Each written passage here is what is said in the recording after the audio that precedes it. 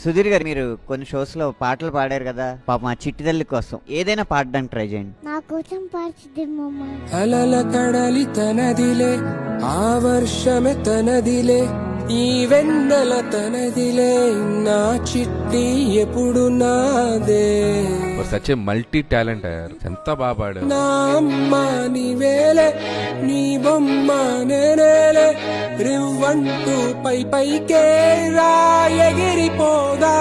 మేమందరం కూడా ఎమోషనల్ అయిపోయాం, నిజంగా అంత టచింగ్ గా ఉంది అసలు. నాతోటి మాట్లాడే బుజ్జాయిన నీకు నేరు గజుకుట్టవా, ఏం చిక్క నచ్చిన మిఠాయిలన్నీ తింటాగా నచ్చిన. సుధీర్ మామతో పాటు నువ్వు కూడా పాడి మమ్మల్ని అందరినీ ఏడిపించేసావు. అమ్మడివే గుమ్మడివే ఆయుష్ నూరేళ్ళు కన్నుల్లో ఉంచేస్తా ఉన్నంత దాకాను. నా అమ్మ నీవేలే, నీ బొమ్మ. చిన్నప్పుడు ఏం చెప్పేవారంటే పూర్వజన్మ పాపాలు ఈ జన్మలో కూడా వస్తాయని చెప్పాను. ఇప్పుడు ఏమంటున్నారు అంటే లేదు, ఏ జన్మలో చేసిన పాపం ఆ జన్మలోనే వాళ్ళు అనుభవిస్తారు. 3.5 ఏళ్ల పాప ఏం చేసి ఉంటది అని చెప్పానని దేవుడు బేసికల్ ఎందుకు అలా చేశారు.